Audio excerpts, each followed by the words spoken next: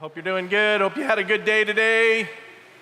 Hope you got wet in the pool or drowned or something, good happened to you.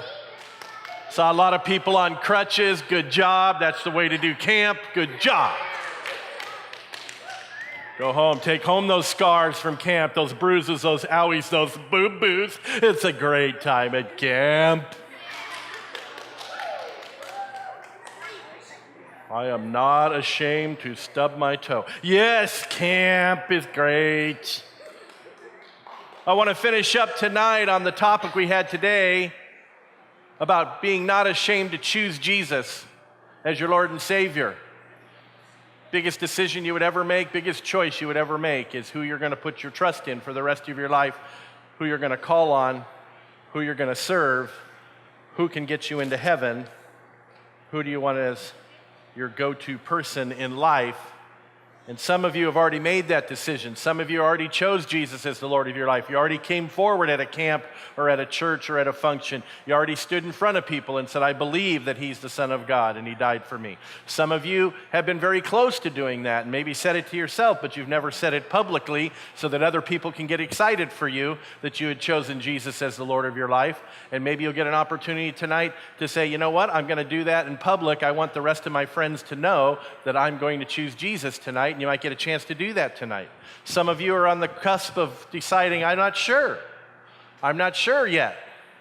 And maybe you still got some questions. And maybe by the end of this talk, you will realize, no, I'm sure now, and I'm going to choose him. And some of you may go back to your church groups and make the decision there. It doesn't matter. This invitation to become a child of God is open 24/7. And it just might be that God brought you up on this mountain on purpose this week so that you could announce to the world and to Jesus that you want to choose him as Lord. I'm going to ask a huge favor that nobody be working on a lanyard tonight. We did not come to this meeting right here to work on lanyards. Love the lanyards, great lanyards. Nothing like a good lanyard. I kind of put Jesus a little bit higher than lanyards. I put a decision to choose him way higher than choosing to work on a lanyard. This one's last. I love you guys. Do your lanyards when I'm not around, lanyard people. If you have a Bible, I want you to turn to Romans 5. Romans, New Testament 5.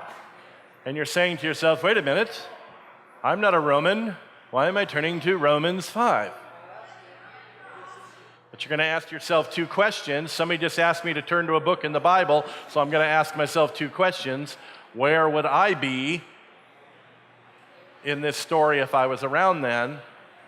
And what is God trying to say to me today through this scripture? So if you get to Romans 5, put that finger, ribbon, bookmark, best friend, arm, leg, crutch, whatever you got, lanyard, I don't care, put it in there and hold Romans 5.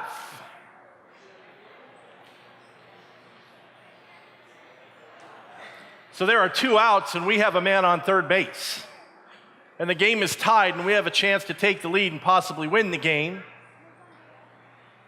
Vinny has just taken a plunk in the head, high five to Mike the pitcher, is on first base with our best hitter up, and he has decided on his own to steal second, though it'd be much better to let our best hitter take a chance at getting a hit and getting that run in from third. Vinny has led off the base, and Mike has thrown the ball over to first base, and Vinny has dived back, just barely getting his hand on the bag before the tag, and he was safe the first time. We would have thought Vinny would have figured out by that time that Mike is a very good person at picking you off of first base. Yes, picked up. Yes. But instead, Vinny, in his Vinniness, has decided he can get further off the base than he did the first time, and now he is way off the base, much to our horror. He is staring at Mike, watching every little move that he makes. And he's telling himself as he's focusing on Mike, if Mike starts to throw home, he's taken off for second base.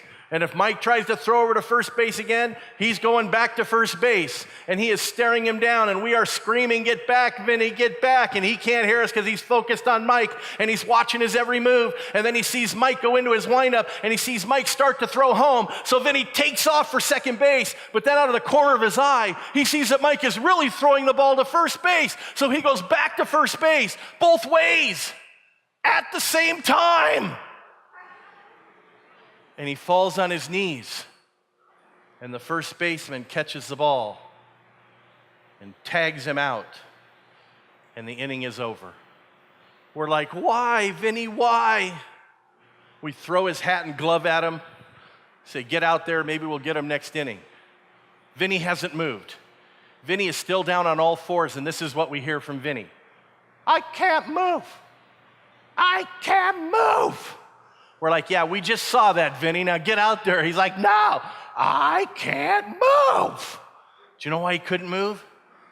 Because we heard from the doctor that the doctor couldn't believe he had met a person that actually in his brain had focused so much on going two directions at once that he had gone two directions at the same time and tore muscles in the middle of his stomach and in his chest and other places because his body went two ways at the same time. There's only one word for that. Ow. I think that's the Hebrew. Ow. He showed up to practice a week later in a body cast down to here with a bar between his knees. And we're like, "Oh, how fast can you run around the bases now, Vinny? Let's see it." We couldn't believe it.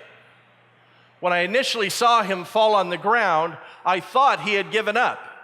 I thought he had decided to do nothing because we didn't know what was going on in his mind. All we knew is he was trying to, some way, have both worlds.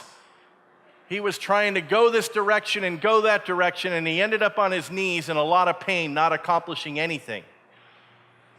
When you go down this mountain, some of you are going to make a decision that you want to go God's direction, and the world's going to come along and start asking you and showing you things to say to go their direction. Haven't you had that happen in your life days that you know the right thing to do, but here comes this other thing to do? And haven't you felt sometimes like you're almost being tugged in two directions? Anybody ever felt that? Like, "Oh, I know good, but oh, bad looks good. I don't know." And have anybody, raise your hand if you felt that? Yeah, that's called life right there. And the idea for Christians is to try and get yourself to the point where you can be so in tune with Jesus that maybe you got up that morning, you actually talked to him. Maybe you got up and said, "You know what, I want to try and do it your way, God. I want to try and be godly in every decision I make. Please help me go to your direction." And the world's going to say, and Satan's going to say, "I don't like that. I don't like losing players on my team. Why don't you go my way?" And you're going to be sitting there, and you might be in this tug of war. Some of you might have come up here when it comes to right and wrong, you kind of get yourself in this little tug of war and you feel like you're being pulled in two directions. Maybe God brought you here on purpose because he wants you to say you got to let go of that side. You got to say no. You got to find a way in your life to do the godly thing as many times as you can, because there's a whole world out there that are trying to make the decision which way's right. And your friends that don't have Jesus, they're choosing wrong. They're taking the world's choice because nobody's given them a better idea. They're going with the world's choice because nobody showed them a better example. They're choosing the world's choice in darkness because nobody showed them the light. And if you call yourself a friend to somebody down that hill and you know how to find the light of Jesus and you aren't showing them, you're doing them a disservice. You're not being the friend you need to be. You got to decide, what kind of friend am I going to be when I go down this hill? I'm going to be friend with the friend of friends, and when I get in a situation where I know it's hard to make the decision, I'm not going to call on me, and I'm not going to call on the world, and I'm not going to ask a friend. I'm going to call on Jesus and say, "What direction do you want me to go?" And you might have to fight really hard sometimes because this thing seems so fun and so worth it and so what you want. But you know deep down inside that Holy Spirit is saying to you, that's not right. Let go of that. Go this way. because you got a friend over there trying to decide which way they're going to go, and they might just say, good enough for you, good enough for me. If you can choose that direction, I can too. And another room gets put in heaven because somebody saw you go God's way and you made God look good to somebody else. That's what it means to get in the game. That's why you're here as believers. That's what you do down the hill. Knowing that if you do choose this way, like I said this morning, if you happen to go this way, you got a Jesus who loves you so much you can walk up to him and say, this one was too hard for me, Jesus. I wanted to choose the right way to go. I wanted to get it right, but I stumbled. I stepped over the line. And this incredibly loving Jesus, with so much grace and mercy, will say, that's okay. Get back out there and run that race and go my way, and we'll try it again tomorrow, and then we'll try it again tomorrow, and maybe we'll try it again tomorrow. That relationship with Jesus comes when you realize how much he loves you, how powerful he is, who he is. When that Bible says he's the name above all names, I want you to think about that. That Bible says the name of Jesus, him, is the name above all names, which means you can't come up with a name, a person, a thing, a product, a place, anything that is above him. And man, if you can get up in the morning and say, it's me and the name above all names, we're going to go together today. You got to get yourself to that point. I remember reading when Jesus was choosing the 12 that were going to follow him around, the apostles, the 12. These were the guys he was choosing that he was going to work with for 3 years, to the point where he felt like, if I leave this earth on a cross, my name will continue because of these 12 guys. And 11 of them are pretty sharp, but he had to work on them all the time. One of them's name was Peter. And Peter I kind of relate to, because Peter was kind of into himself. Peter was kind of like, I am Peter, and you're not. And Peter was a fisherman, so according to Peter, Peter wasn't just a fisherman. Peter probably thought, I am the fisherman. And if they were doing bass fishing on ESPN of the Sea of Galilee, Peter would be hosting, because Peter was the fisherman.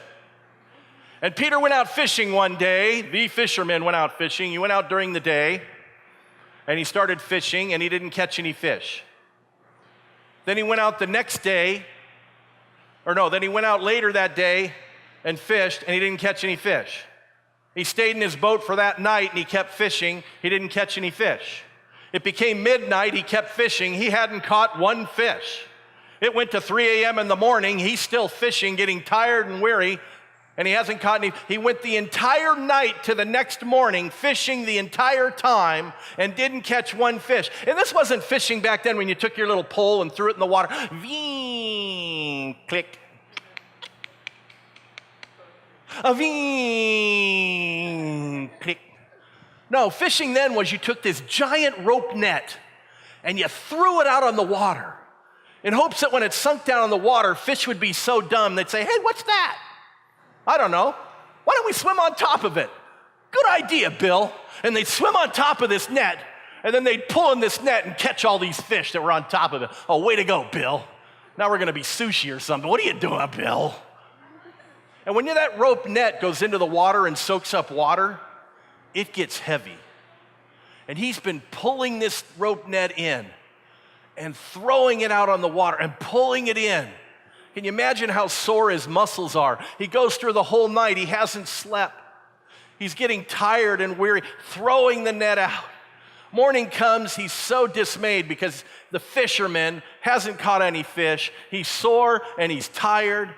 It's morning. He just wants to go home and sleep. He's been humiliated. He folds up his net for the last time, letting it dry. You ever stayed up all night? Anybody done that overnight thing? Isn't that kind of a weird thing when in the morning somebody says something to you, but you don't hear them for like 15 seconds afterwards? Be like, hey, Keith.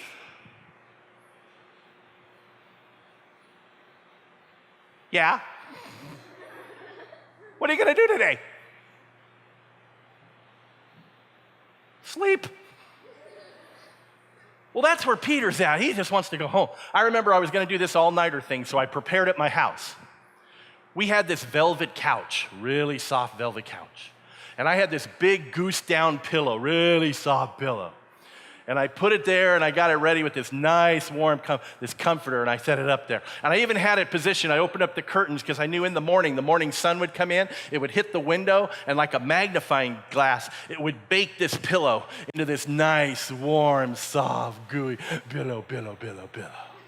So I had that waiting for me.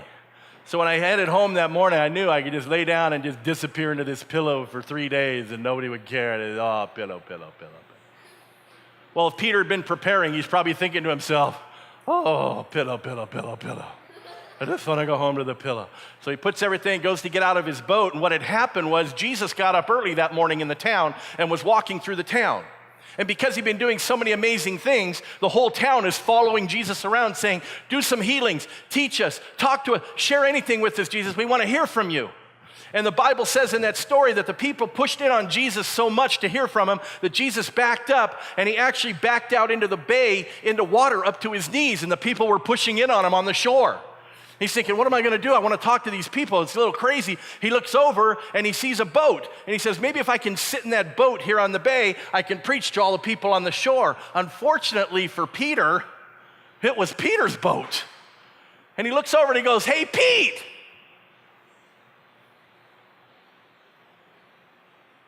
Yeah. Hey, Pete, can I borrow your boat? Because I can sit in it and talk to the people here. And Peter's probably thinking, no, Peter. He's like, I won't talk long, Peter. Just let me borrow your boat for a little bit. You know, no big talk, no time of decision. Just let me talk to him real quickly. Oh, okay. Peter rows his boat over, his big boat, brings it over, and Jesus sits in it and talks to the people. Peter's probably sitting over there doing the head bob. Jesus gets done, and Peter's like, oh, yeah. Whew, that wasn't so bad. Peter goes to get out of his boat, and Jesus looks at him and goes, hey, Pete.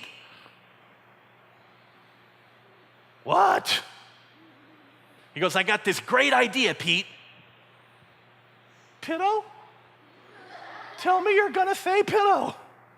He goes, no, how about you and I go do a little fishing? Yeah, I hear you're the fisherman, Peter. Take me out there. Show me what fishing's all about. I hear you're the fisherman. Take me out. You know, I work with wood. I don't get out there a lot. Show me the experience. And Peter's like, Jesus, no. Jesus, I have been out fishing all night till morning, and I didn't catch one fish. And if I, Peter, the fisherman, don't catch any fish, then Jesus, there are no fish out there. Can you see this man having an argument about where fish are and aren't with the creator of fish? I imagine Jesus is biting his lip. Yeah, Peter, you're the smart one. Well, if it's not going to matter, just take me out and show me the experience one time, please, really quick. Peter's like, oh, okay. They row out about 100 feet. Peter goes over and looks at his nice folded net that's now dry, knowing he's going to pick this thing up and throw it on the water. His muscles are still sore. He's tired. He's thinking, pitto, all because Jesus asked to do the fishing experience. He knows he's doing it for no reason. His net's going to get wet again. It's going to be heavy. He's got to pull it in for no reason, fold it up again. The pillow's getting cold. This is not a good time. He takes the net and he gets it ready, and Jesus says, hey, throw it in over here, Peter. And he says, well, I usually throw it in on this side. Well, if it doesn't matter, throw it in over here. So Peter's dragging the net over. I can see Jesus. He's on the edge of the boat, and he's looking down on the water. He's talking to the fish. Okay, everybody, under the boat. Nobody moves till I say, everybody, under the boat. Nobody moves till I say now. Throw it in over here, Peter. And Peter's like dragging the net over, knowing he's doing this for no reason. Okay. And he takes this thing and flings it out on the water. And I've checked every version of the Bible, and Jesus doesn't say anything, but in my mind's eye, I hear Jesus do this. Now. because all of a sudden, thousands of fish hit this net all at one time. So many fish are in this net, it's starting to pull the net down into the ocean. The net's starting to rip. The boat is starting to tip onto its side because there's so many fish pulling into this net. Peter's got to call 2 more boats over, and they're throwing fish on all the boats. They're flapping around everywhere. They're bouncing on the decks. They've got them going crazy. There's more fish right here than they've caught in the entire year. They're throwing them everywhere. They've got them in their ear. They're running around crazy. I don't think Jesus is even doing anything. Jesus probably standing over there going, how you doing now, fisherman? And everything's just running around crazy. And in all the commotion, in all this craziness of fish everywhere, all of a sudden Peter catches the look of Jesus in the eyes. And he gets it. Bible says he falls on his knees.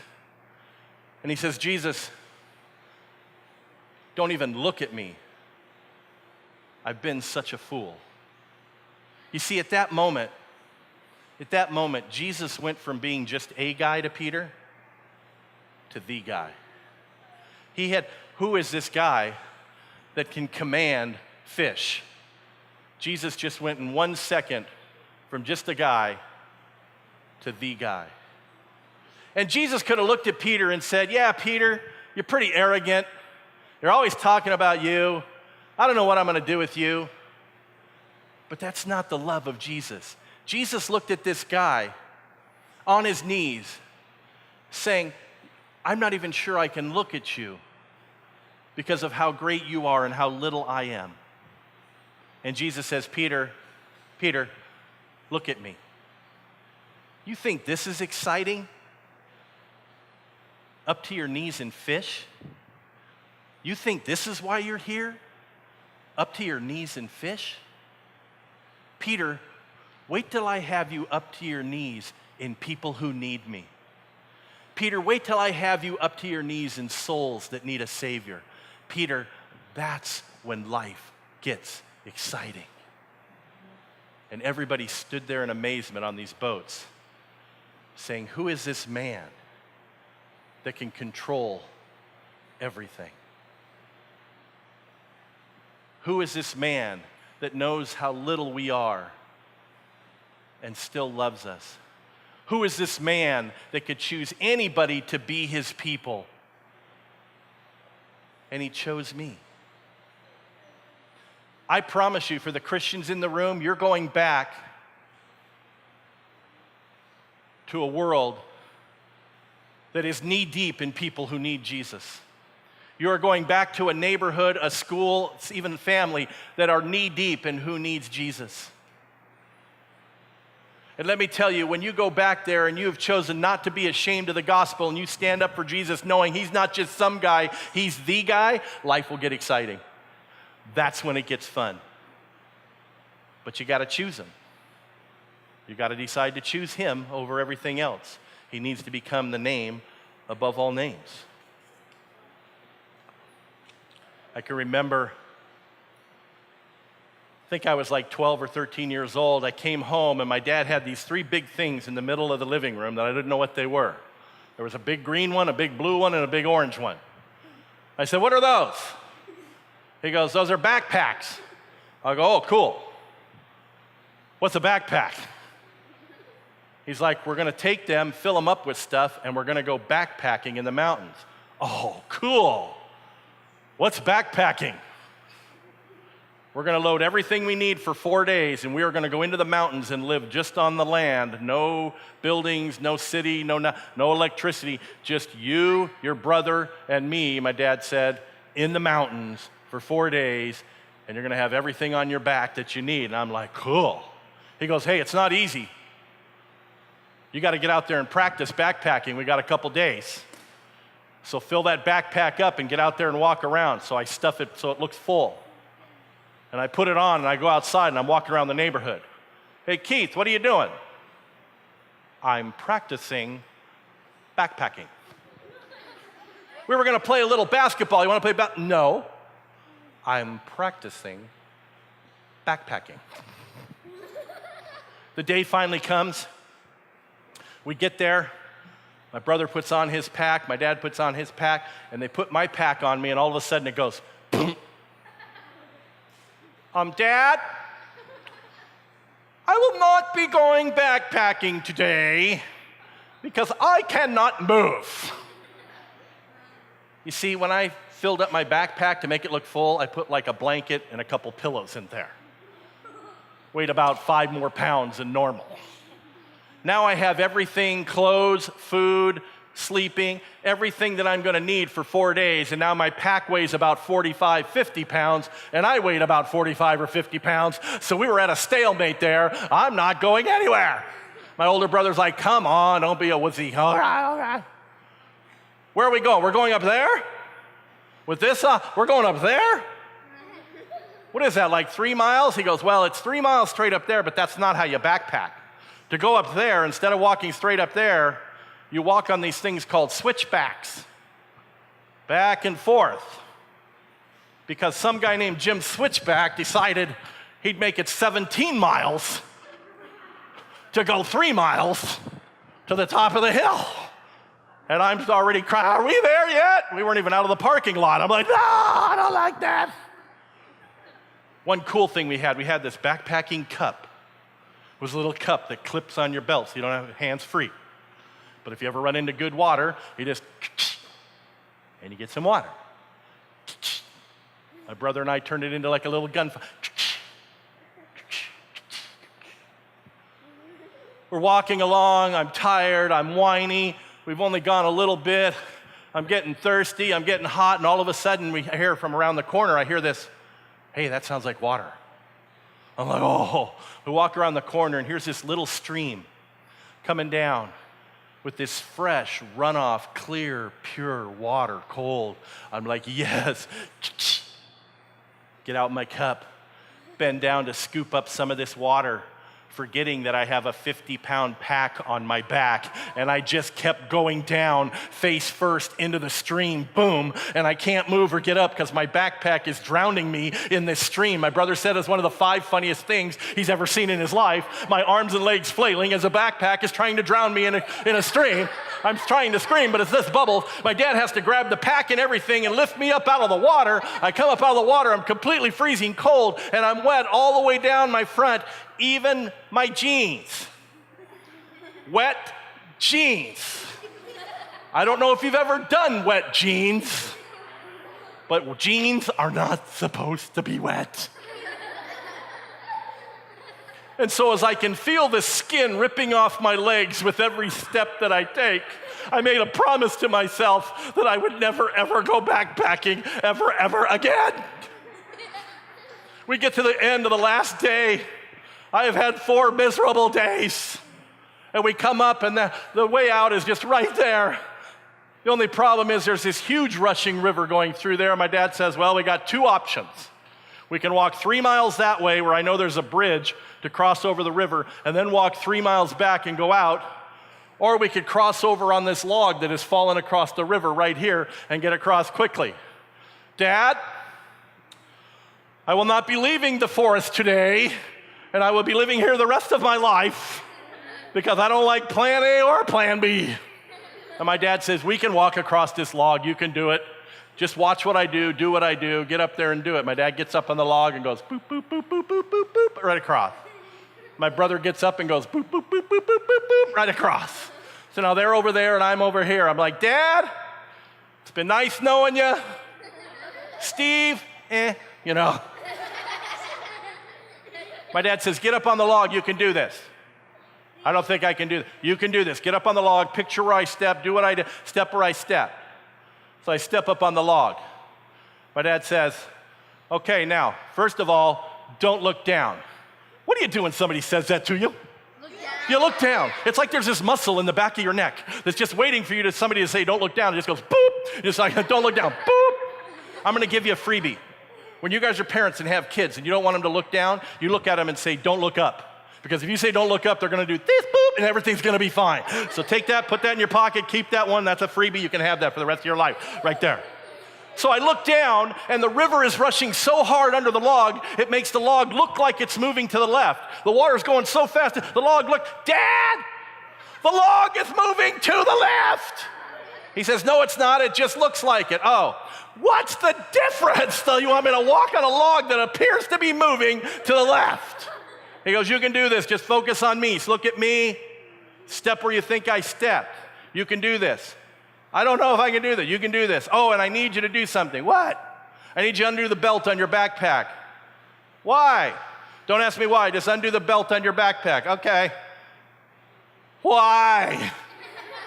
He goes, well, if for some reason you were to step wrong on the log and slip and start to fall off, which is not going to happen, but if you happen to take a wrong step and maybe stumble and fall off the log a little bit, which is not going to happen, you don't want to be tied to your backpack because it might drag you to the bottom of the river and you'd be gone forever, which is not going to happen. So now I'm just scared central. And I'm thinking, I can't do this. And he looks at me and goes, you got to trust. And you got to take a step. Think about where I stepped. Focus on me. So I take a step. I take another step. I take a couple more steps. He sees some panic start to develop. He look at me, look at me. So I keep my eyes on him. I take another step or two. Now I'm about halfway out. Too far to go back. He can see me starting to panic. He says, you got to look at me. You got to focus on me right now. I think about the story of Peter again. Peter, who was in a boat out on the ocean with all of his other apostles, all the other guys, and all of a sudden at night, one of them goes, what? Over there in the water, there's a man walking on the water. And they're like, dude, you've had too much fish. He goes, no, look over there. There's a guy walking on the water. And they all look and they're like, it's got to be a ghost or something. And all of a sudden the man says, don't worry, guys. It's just me, Jesus, walking on the water. That's what I do. You know, like, And of course, Peter steps up to the edge of the boat and looks out there and goes, okay, if that is you, Jesus, have me come walk out to you. Can you see the other guys in the boat looking at Peter? Peter, come on. Did you hear what you just said? I hope he calls you on it. This is going to be great. You're going down. And Jesus says, come on, Peter.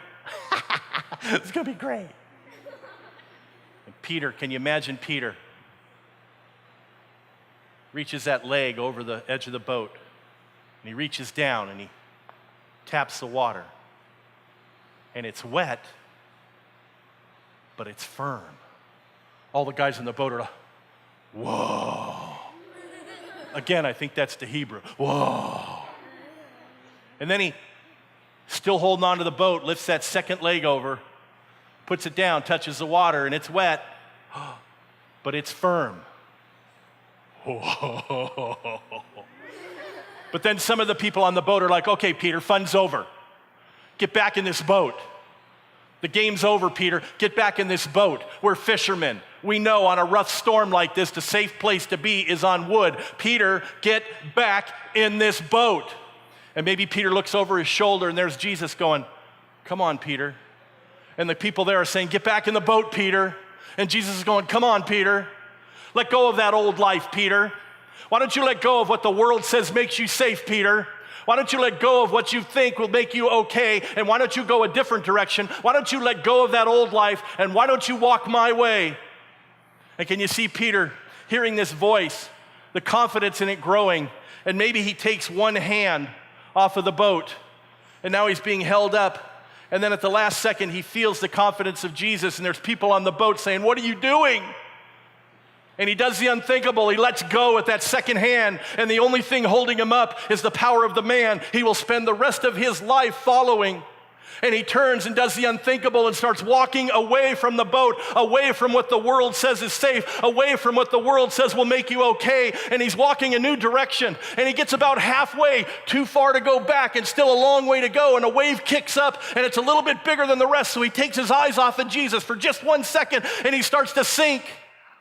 But he does the best thing you can do when you've taken your eyes off of Jesus and you're sinking in this life. He looked up at him and he yelled, help me, help me. And Jesus reached out his hand and lifted him up out of the water and took him back on the boat and said, we're going to work on that faith, Peter, because I'm going to need you to do a lot of things, Peter. You see, Peter, I'm not through with you yet. I got a lot of stuff we need to do together. I'll bet Jesus looked around at the other guys on the boat, and said, "What were you guys doing in the boat? How come there weren't 12 of you in the water? How come there weren't 12 of you in the water?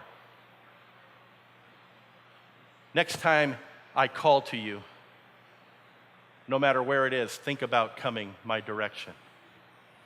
I can remember getting panicked on that log, and my dad stepped up on the log and he reached out his hand. And I took a couple more steps, and I took his hand, and he carried me to safety. And I stood on the other side of the log looking back, knowing that 5 minutes ago, I knew for a fact I could not make a decision to walk that direction. But with the confidence of my father saying, "Just focus on me and I'll get you through this," focusing on Peter, "I'll get you through this," I made it to safety.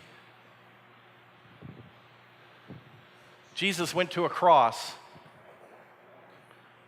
to prove to you that he was the direction you should go with your life. He died a horrible death. They said he was beaten so badly that his mom couldn't even recognize his face. And he did it so we could live forever.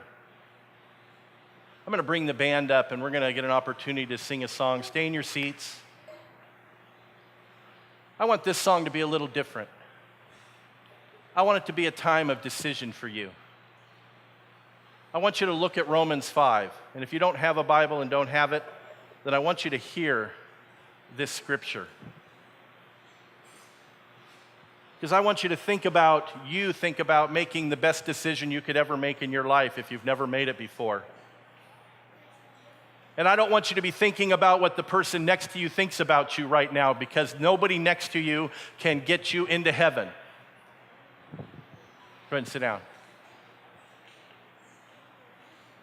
Right now, I want you as individuals to not think about the person next to you or anything. I want you to look out there, maybe with your eyes closed, and I want you to see Jesus. And I want you to see him saying, "Come to me. I'll get you through. I'll wipe your slate clean. I will love you unconditionally. I already showed you how much I love you. Now all you got to do is decide, am I going to stay in my old life on the boat where it's safe, where the world says it's okay, or am I going to leave this mountain unashamed? And am I going to leave this mountain having chosen a new direction to go, a new way to go?" In Romans 5:6, it says this, "You see, at just the right time," and we have been talking about timing and being here on purpose and God not doing anything by accident. So every one of you is here probably because God wanted you to make some kind of a choice, and for some of you it might be the greatest choice you will ever make in your life. He says, "You see, at just the right time, while we were still powerless, Christ died for the ungodly. Very rarely will anyone die for a righteous man, though for a good man someone might possibly dare to die. But God demonstrates his own love for us in this: while we were still sinners, Christ died for us."